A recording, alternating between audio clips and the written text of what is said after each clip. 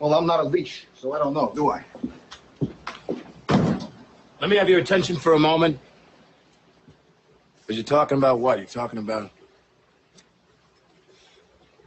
bitching about that sale you shot. Some son of a bitch don't want to buy land. Somebody don't want what you're selling. Some broad you're trying to screw, so forth. Let's talk about something important.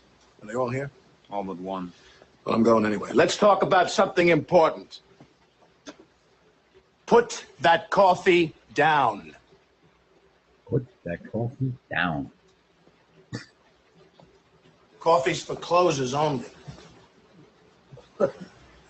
You think I'm fucking with you? I am not fucking with you. I'm here from downtown. I'm here from Mitch and Murray. That's the Kings. And I'm here on a mission of mercy. Mercenary. Your name's Levine. Yeah. You call yourself a salesman, you son of a bitch? I don't gotta listen to this shit. You certainly don't, pal. Because the good news is you're fired. The bad news is you've got just 1 week to regain your job, starting with tonight. Starting with tonight's sit. Oh, have I got your attention now? Good. Because we're adding a little something to this month's sales contest. As you all know, first prize is a Cadillac Eldorado. Anybody want to see second prize?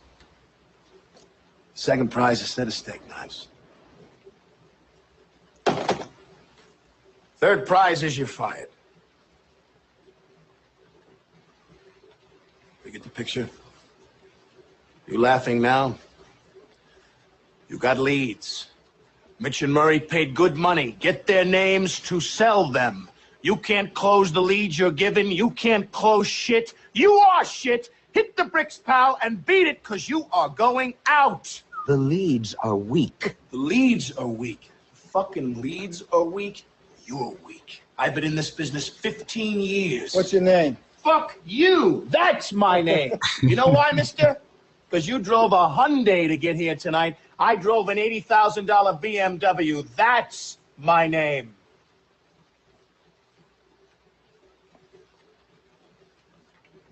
And your name is you're wanting. And you can't play in the man's game. You can't close them. Then go home and tell your wife your troubles. Because only one thing counts in this life. Get them to sign on the line which is dotted. You hear me, you fucking faggots? Challenging their manhood.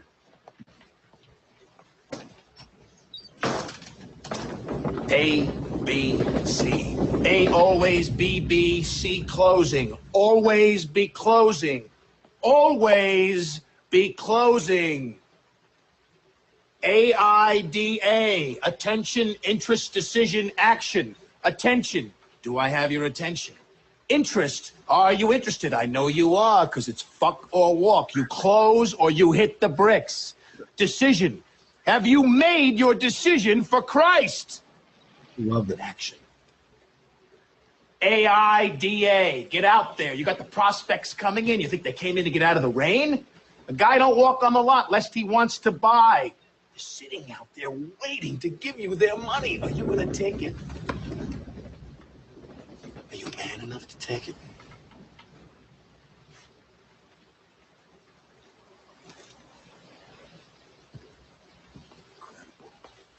What's the problem, pal? You, Moss. You're such a hero. You're so rich. How come you're coming down here and wasting your time with such a bunch of bums? You see this watch? You see this watch? Yeah. That watch costs more than your car. I made $970,000 last year. How much you make? You see, pal, that's who I am, and you're nothing. Nice guy? I don't give a shit. Good father? Fuck you. Go home and play with your kids. You want to work here? Close. You think this is abuse? You think this is abuse, you cocksuckers? You can't take this. How can you take the abuse you get on a sit? Don't like it? Leave. I can go out there tonight. The materials you got make myself $15,000. Tonight, in 2 hours, can you? Can you? Go and do likewise. AIDA. Get mad, you son of a bitches. Get mad. You know what it takes to sell real estate? It takes brass balls to sell real estate.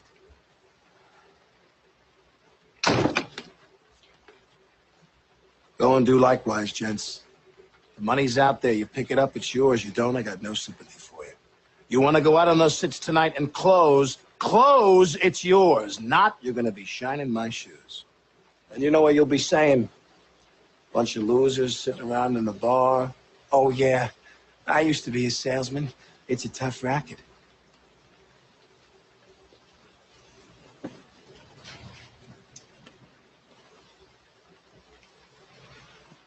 These are the new leads.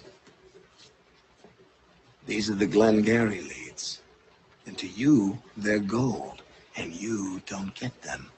Why?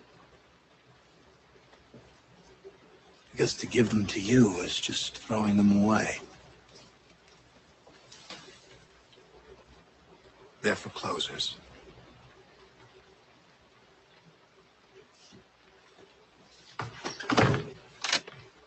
I wish you good luck, but you wouldn't know what to do with it if you got it.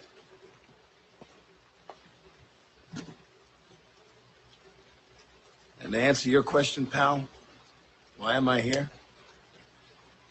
I came here because Mitch and Murray asked me to. They asked me for a favor. I said, the real favor, follow my advice and fire your fucking ass, because a loser is a loser.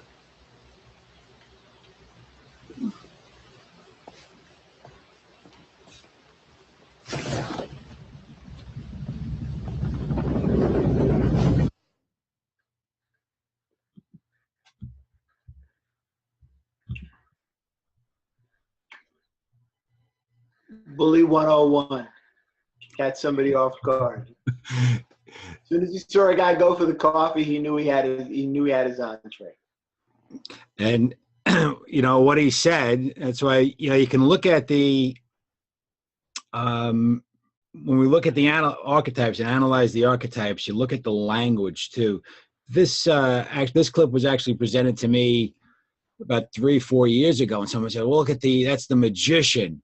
And he's kind of manipulating him into a behavior that they want. And I was like, okay, I can see how he's trying to be manipulative, but the language does not suggest that. He says, put that coffee down. The magician would have said, what do you think you're doing? And still maybe had the same effect, but he was, this is clearly the shadow warrior. He's there at the behest of Mitch and Murray, the Kings, and he's on a mission of mercy. So yeah, there's a lot of abuse going on there, but there's a lot of strong language. Is it motivating? Who knows, right? It's just he's okay with his decision to act like that. He doesn't give a fuck. So he's choosing the shadow warrior to serve as king. To serve as kings. Doesn't have any personal agenda. So, sometimes in my life where I had to give that talk to myself, right? I mean, just, and sometimes it wouldn't work.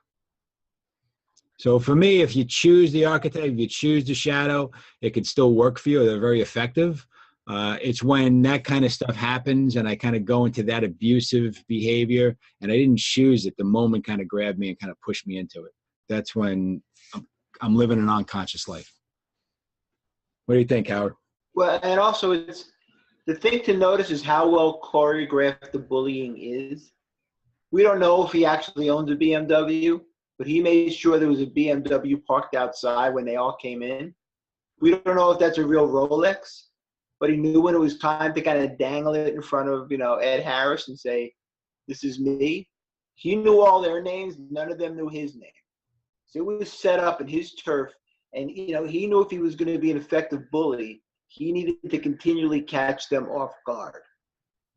It wasn't about, bullying them for the sake of bullying him. It was about, I know more than you. You're not going to like a word I have to say to you, but you're going to have to respect me because I've got all the accoutrements that all of you are lusting after.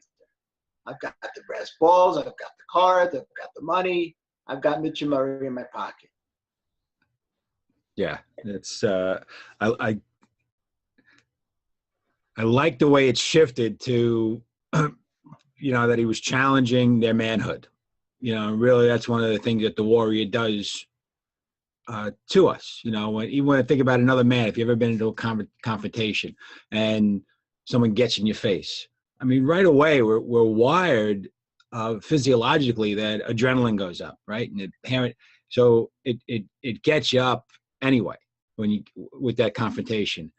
Energetically, what happens, archetypically, what happens also, you're going to respond a certain way, and you're either going to shrink back, right, or rise up. And what he would like, and what Mitch and Murray would like in this case, is for all three of them to rise up. And I think there's a fourth one. Al Pacino is the other one. I think he's the closer. I don't remember the movie. I saw it years ago. So, that's the intention, right? When we talk to other men like that with a purpose to get them to rise up, or talk to yourself like that to get you to rise up, it's different than saying, oh, I'm a loser, I suck. That's like putting myself down. But I say, come on, man, you're better than this. If you don't, your kids are going hungry. Really giving myself that tough talk. It's not to put myself down, it's to rise myself up.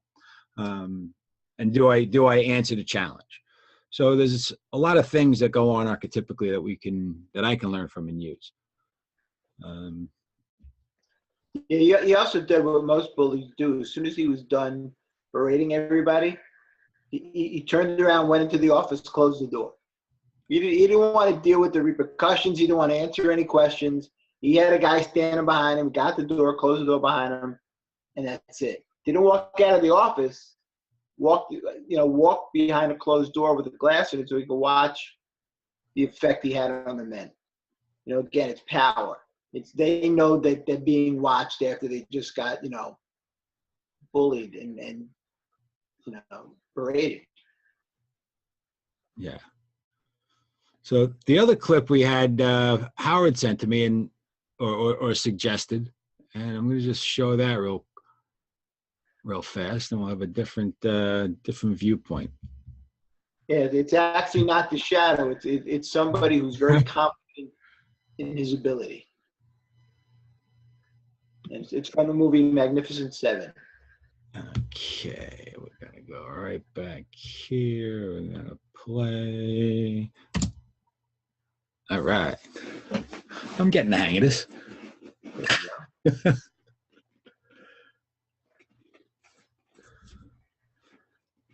Think about the rich get richer. That's the law of the land. Who belongs to the BM?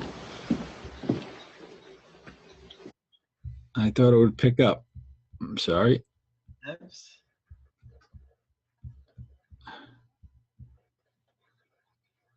There we go.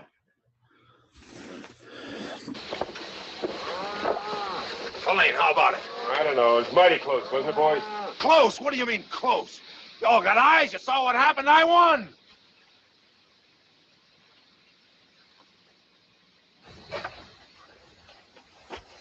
You tell him. I won, didn't I? You lost.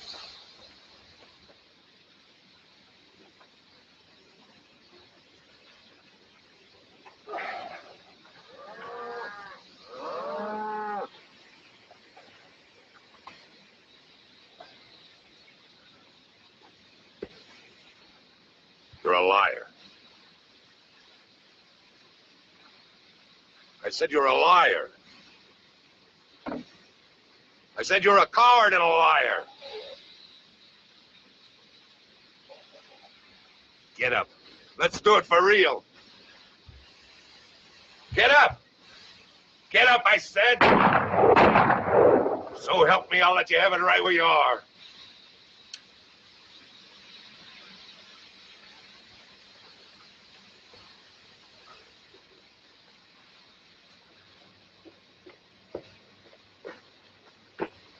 Call it.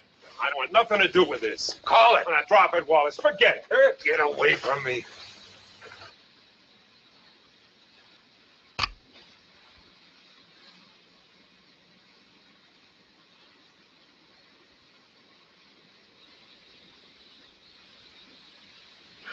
Call it.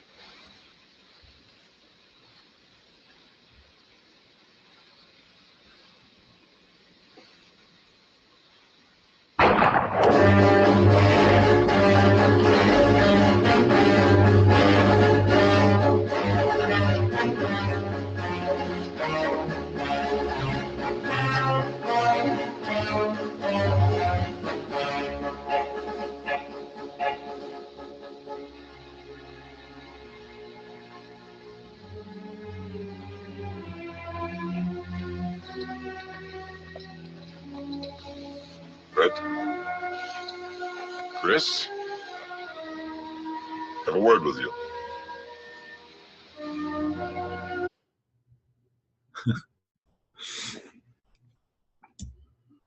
So that to me, that's the flip side. That's the actual warrior in his confident, secure space. He's a man who wasn't looking to pick a fight. Didn't act from emotion. I love that there's a certain economy to his movement. The other guy's all bent out of shape. He's kicking, he's shooting, he's fidgeting around. This guy just sits down, gets up very quickly, walks to his space, knows what he's going to do. And, only gets there when he feels he's got no other option. And the samurai always, have this saying about never fight from a place of emotion. Because when you're coming from a place of emotion, you tend not to be focused and you tend not to know what you're really doing. And he just embodies that ability to say, I know what I can do. I'm going to do it. I'm not going to be emotional about it. And boom, off he goes. Yeah, it was, a great clip. And I just finished watching the movie Peaceful Warrior. Actually, I'm halfway through it for the second time. What you were saying is about not being attacked. When our emotions are driven by what's happened in the past or what might happen in the future, right? If we're right in this moment, it's really easy to still the emotion. So how can you get just in the moment? And that's what we saw him do. He didn't get emotional. He was just being real calm and managing them somehow. And right before he used that little trickery, a little bit of the magician that's next to him on the wheel that we showed last week. And the warrior, the good warrior, always has to have a little trickery. And he was able to get his knife ready and strike first before the guy even drew his gun. So if I just want to pull this. I just want to share this screen up here real fast to remind the memo we're talking about just a little bit. Remember, if this is yourself in the middle, we're talking about the warrior here, and the warrior is next to the king and the magician, and the lover is juxtaposed. Right? The lover is going to balance out that warrior energy. One of the other clips I was considering showing tonight was from The Lone Survivor, where the SEAL team comes across the old man and the boys, and there's the whole debate: what do we do? And some of them want to just kill them and go on with the mission. Some want to tie them up, but they'll die. And then there's the voice of dissent saying, "No, man, we can't do this. We can't. That's not who we are." So they had to determine in that moment who they were going to be and make a decision. And there's a lot of leadership going on there too, because the leader made the decision. That's who they weren't going to be. They were, that's what they stood for. And even though it was going to put them in grave danger, and it did. And if you've seen the movie, I won't do the spoiler alert thing. It's a pretty good movie, very action, very intense from that moment on. Extremely intense movie. And the results didn't, if you look at the results would have said, well, they should have made a different choice, because the results weren't the best for them in continuing their life. But that's a choice that they made, and they lived with it, and they died with it. So that's the thing for me about making choices and using the archetypes to make choices. It's not about what results I'm going to get, is being able to live in that moment and really own my choices and how that empowers my life. And Howard, I'm going to promote some of these people to panelists. Okay. And why don't you say something as I think there was a question. Man had a question. Oh yeah, man had a question there. Can you see that? I can see the question. The question says, "Isn't the bully the shadow side of the warrior, whereby the bully is actually anything but brave?" That's always been my belief. Is that, you know, because the bullies tend to be bullies because they don't have confidence in their own ability. So they think by yelling louder, they think by standing over somebody, they think by kind of setting things up so that they've got an advantage, they can get control of a situation. You know, where, again, the thing with James Coburn in The Magnificent Seven, the guy didn't need bravado. He knew he was good. He had his confidence. And he was only going to act if he was pushed to that edge. Where a bully, you know, right away goes on the attack when he finds somebody's a little bit off guard. And it's not about bravery. It's about doing it in a way that you know you have the upper hand. So I promoted almost everyone here to a panelist. You just have to, if you want to join in or ask a question, just take yourself off mute or raise your hand, and I'll take you off mute.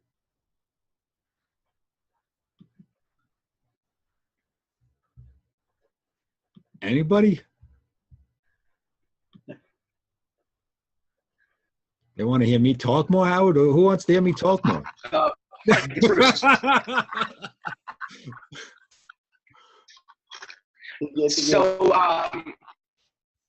Howard, we can't hear you then. Oh, I can't at least. I can't hear you. I don't know if it's just me. It might be your internet connection. You're a little garbled. Yeah, I'm guessing I'm having trouble hearing everybody now. I don't know if it's just me or what. Then go back on mute. I'm gonna.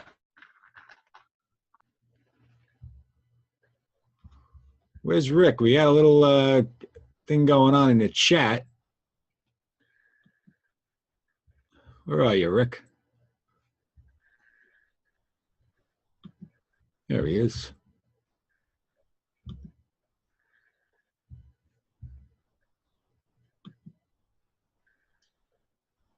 Rick, you with us tonight? Maybe not.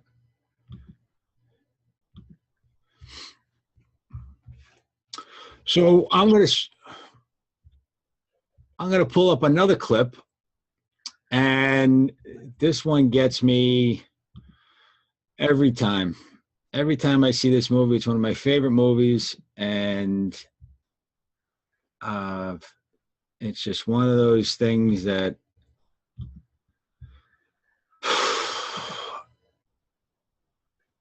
it's just very powerful. It's very powerful. Oh, hold on. Where is it?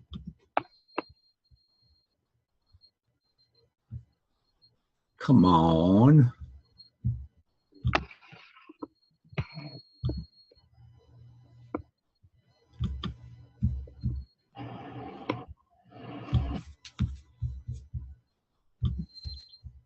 Share the screen. Here we go.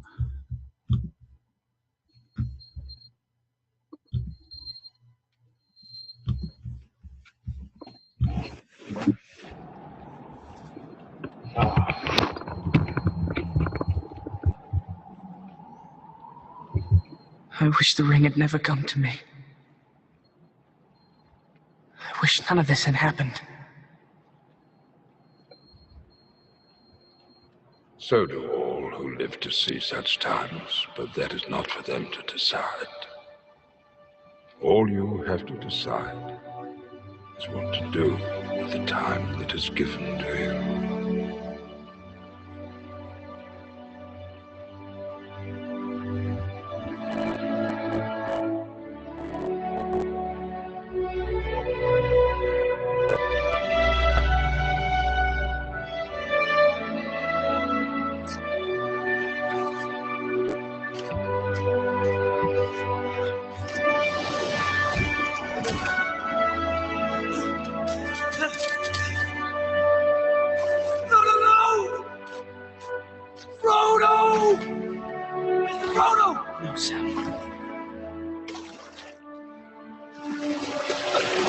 Go back, Sam! I'm going to Mordor alone. Of course you are. And I'm coming with you! You can't swim!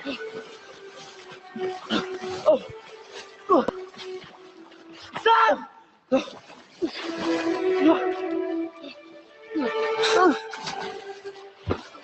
Sam!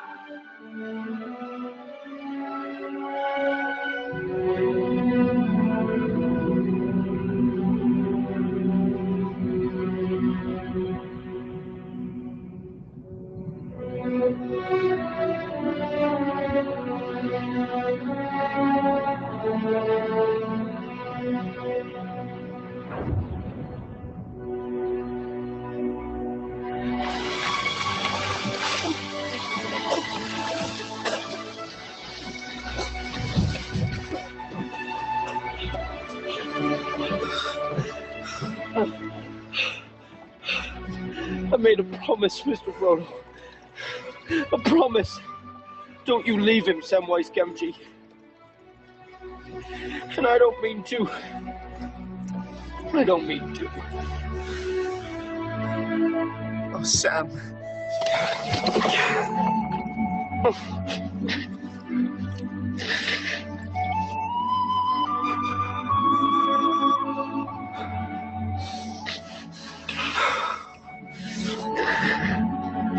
Come on.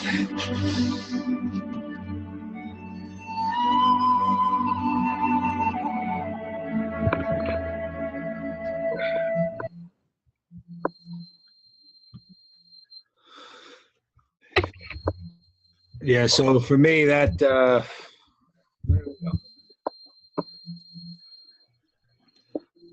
I love that that scene for the power of, you know, Samwise just sticking to what he said, you know, the commitment that he made, you know, that level of integrity. It would have been really easy to stand on that shore and just let him go. You know, that's a choice that Frodo made, and he couldn't stop him. I mean, he couldn't even swim, but he was walking to his death, and you know, willingly. Not so much. I mean, yeah, it's his friend, and they were on a mission, and they shared a purpose. But I got the sense in that scene it was more about, you know, the promise that he made. So I love that. I love looking at archetypes in ways you wouldn't. In that scene, it's very heartfelt, and it's not necessarily, you may not see the warrior there, but I just wanted to point that out. Oh. How you doing, Rick? I'm fine, man. Thanks for joining us. My pleasure. Howard, you still with us? I'm still here. Oh, okay. I didn't go anywhere. Oh. What'd you see in that clip? Well, you know, it's kind of funny because with all the shadows of the yin yang, and we talked about the bully and the shadow, the other shadow side of the warrior is the masochist, somebody who's willing to kind of put themselves at great risk to kind of, you know, manipulate the situation. And you know, what Samwise did was he didn't know how to swim. He was going into the water. In all likelihood, he might wind up drowning. But he was doing it because it was important that he followed through. He no longer had control over Frodo. So he was willing to put himself in a very deadly situation to make the point that he wasn't going to break his word, even if it meant he was going to die. Yeah.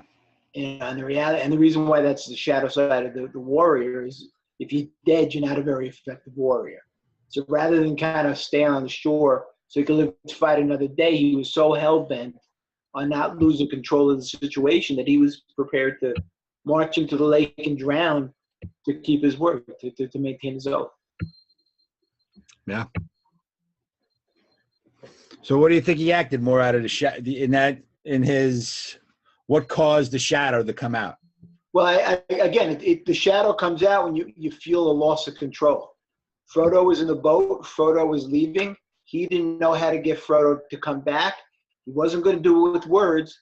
So he had to do it with action. And the action was to put himself at risk. He wasn't going to dominate him.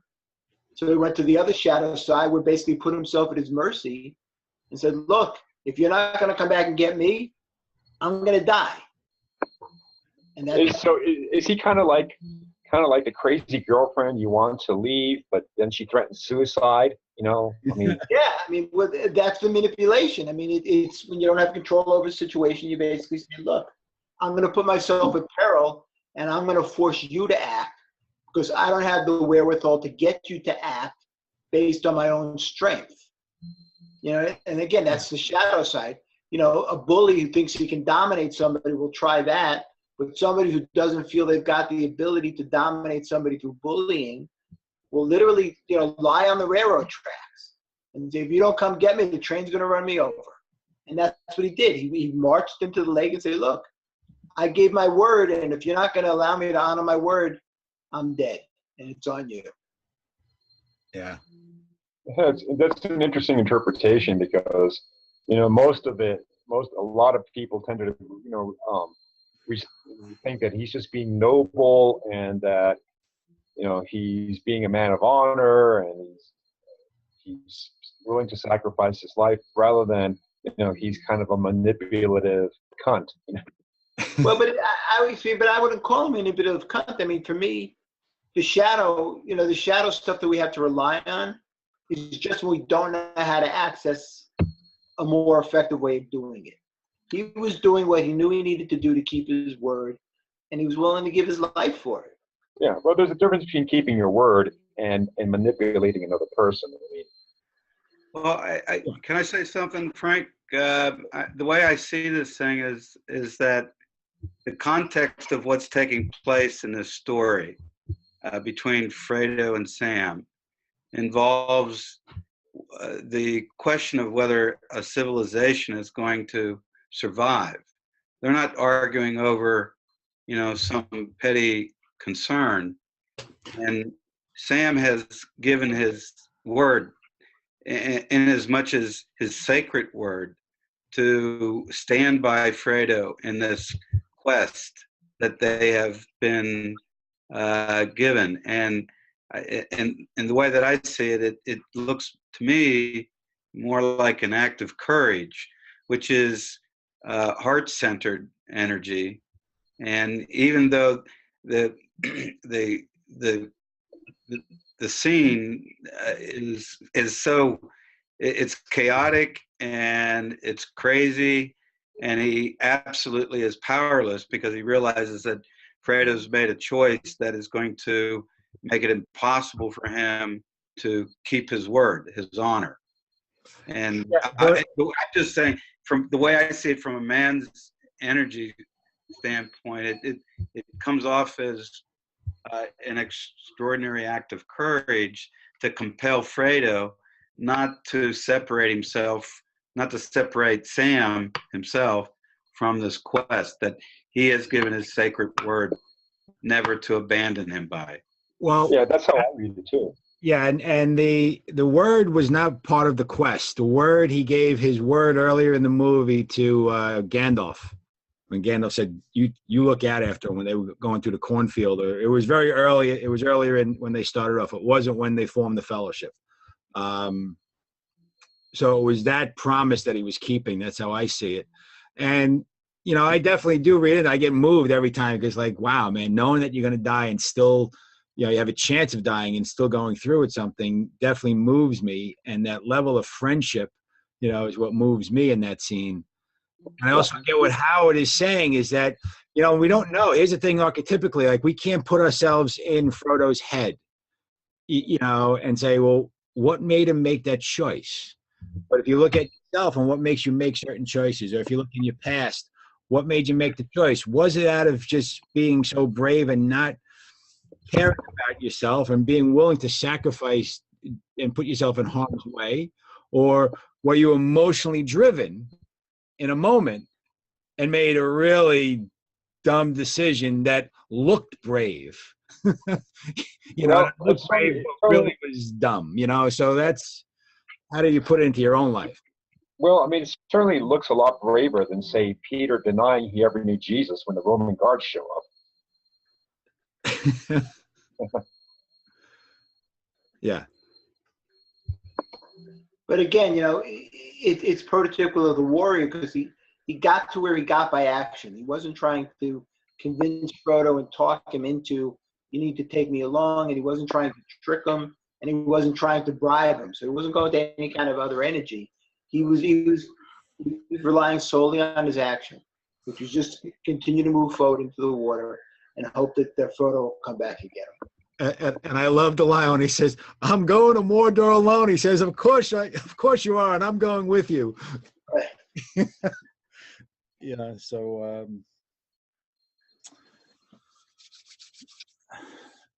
So, what archetype is Frodo holding in that moment? Like, I just kind of thinking like he made a decision, and then as a result of Sam's actions, like he changed his mind, right? I mean, he could have kept on rowing and letting Sam drown if that's really what he believed was the right choice. So you kind of leave me thinking like he did have the choice to keep on going if he really thought that was the right decision. So what was like masochist thing? Like, where was he at? Yeah. No, I mean, he realized that, if he didn't come back to get Sam, Sam was going to die, and he was leaving Sam on the shore because he didn't want Sam to die. So Sam took that away from him. So it really, he was being the king. He basically said, I'm going back to get this guy so he could die honorably and not die by being an idiot walking into the lake. He's going to die. He's going to die going after whatever we have to go to together and die a hero. Yeah. Yeah, I tell you what, we could look at the Lord of the Rings forever. Who is this? What did Mark say? Hey, Frank, it definitely is a hero's journey that both of them are part of, right? Yeah, Right. big time. To look at it from the hero's journey, it's getting the hero's journey. You have to leave. You get you get pushed out of the tribe. Pushed away from the village, or you leave. But there's something, you have a larger calling.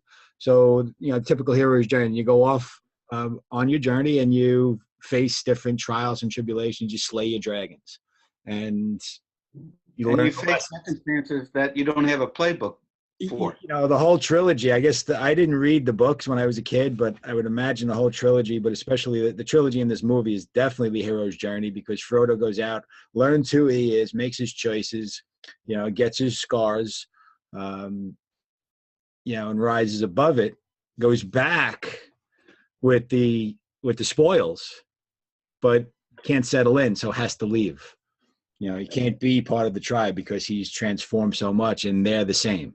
So he goes back, even though he wants to go back to the Shire. Once he's fully, gone through, he's moved on, and he can't assimilate to that society anymore because he's so different. But he has to come back with the gifts. That's the hero's journey in 45 seconds. What did Mark here? Mark said risked his life to save one. I'm not sure what happened after that. Maybe someone died anyway, but at least they went together. Mark, you never saw that movie? Wow. It's a great movie.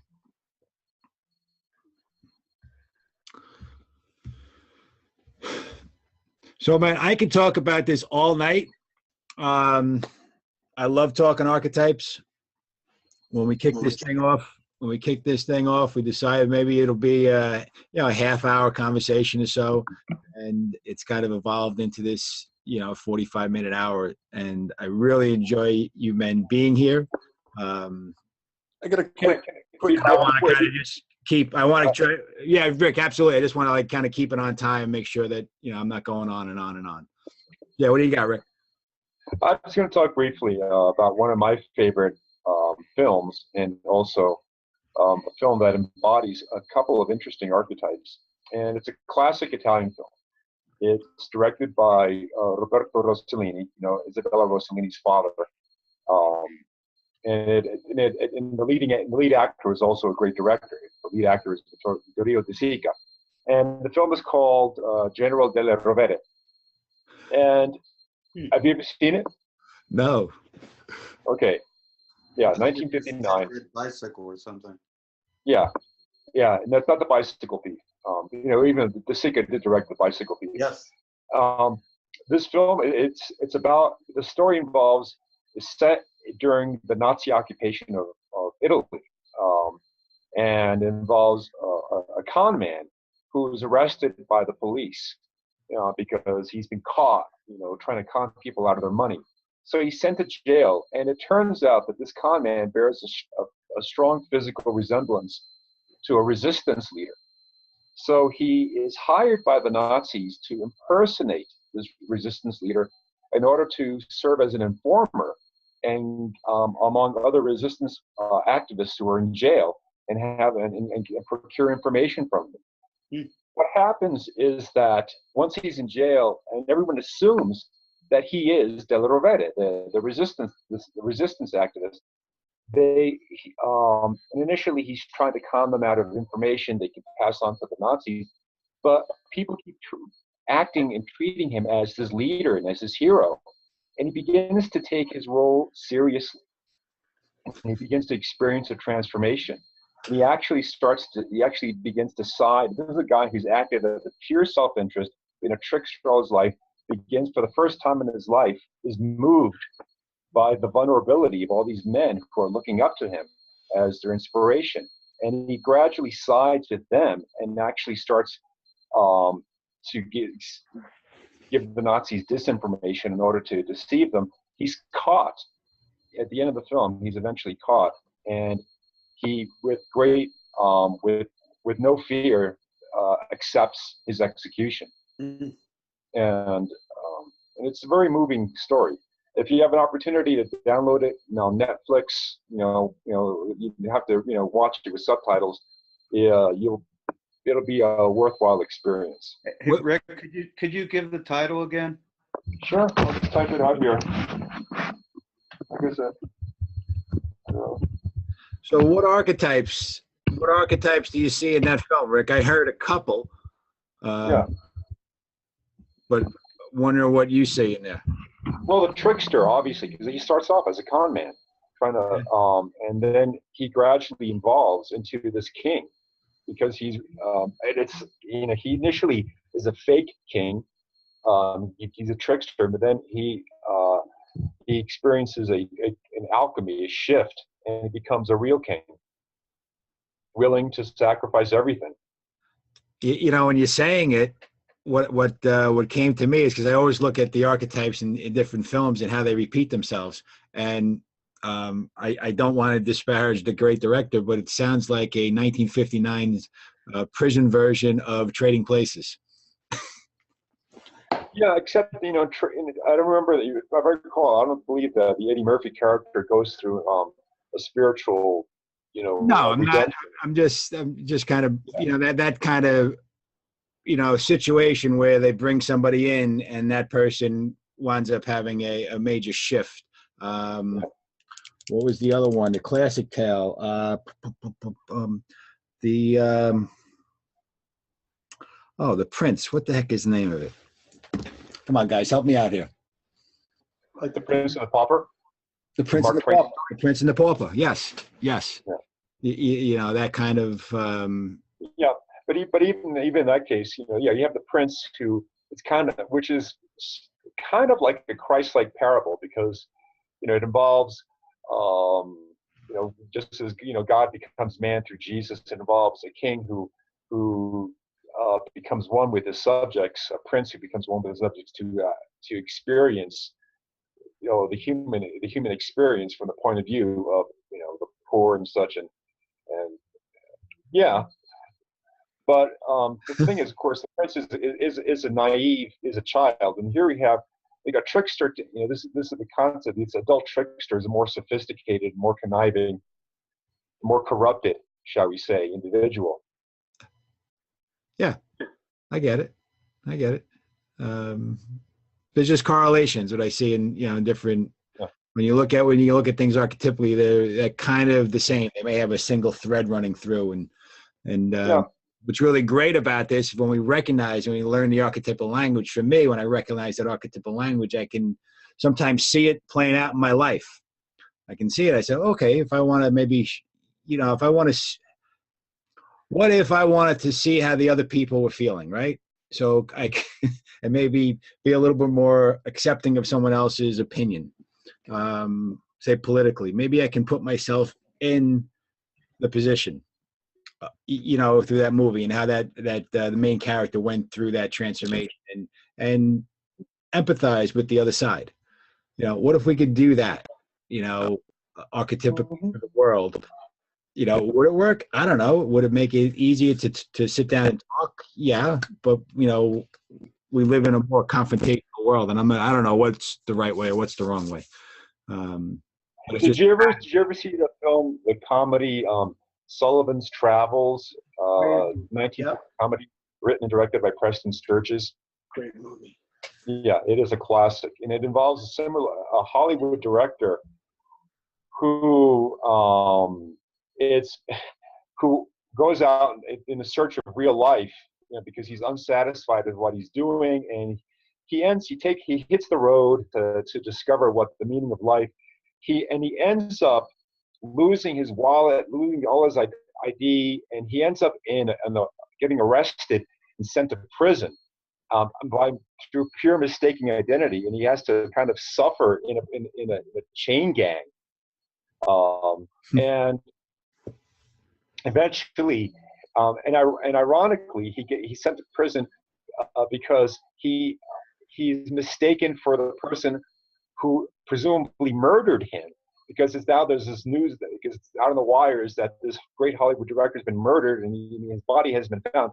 So in order for him to get out of prison, he has to claim that he is the murderer of his actual self, and that's how. But the thing is, his experience in the chain gang leads him to a reappreciation of what he does for a living. Got it. Hey, Frank. Yes, John. Talking about all these experiences that we're sharing in some of these films, has it occurred to anybody to think of maybe some of our own early experiences in confronting this archetype? At some point, all of us have had some early formative experience with the warrior archetype. And, there's so many movies. And it might be interesting, just as perhaps a follow-up, but for you to consider that, I'd be as much interested in hearing the participants, the panel, share some of their own experiences in whatever way that might be compelling, that it may tie in with, the way we're sharing this archetype through some of these films. Yeah, what do you think? Absolutely. And, that's one of my jobs as the, a host and the co-host is to, bring that personal story. And one that I thought of, tonight was, I remember a time in my life where my first wife, it was after she had a stroke. And I had a 2.5-year-old boy at home, and we just had another boy. He was also born extremely premature. And my wife had a stroke, and she was left paralyzed on the left side. So I had a 2.5-year-old at home, a 1-pound baby in the neonatal intensive care, and my wife in another hospital, another intensive care. And for a long time, if you ask me what I was most proud of in my life, it was I never asked myself the question, why me? Where I stood firmly was in what's next?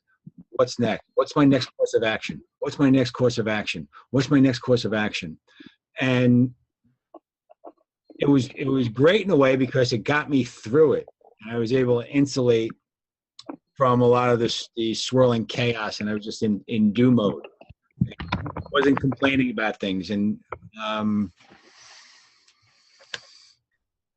the bad thing about it is I wasn't able to deal with the upset that was happening inside of me, and in my marriage at the time. I wasn't able to effectively disengage from the doing to pay attention to the relationship. And eventually we wound up getting divorced. And there was a lot of other factors that went on with it, but that disconnect was, a big part of it, obviously. So, and I was just so in the warrior mode.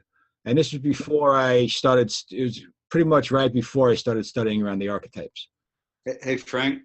Yeah. Could that also have included some of your engineer archetype that I'm familiar with? Not in the literal sense, but you know what I'm saying. Yeah. Well.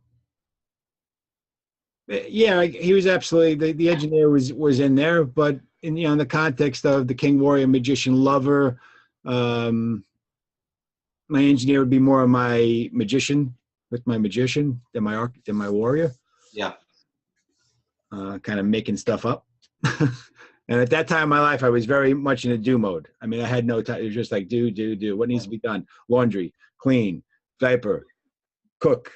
Got boom, work, do. It was just do.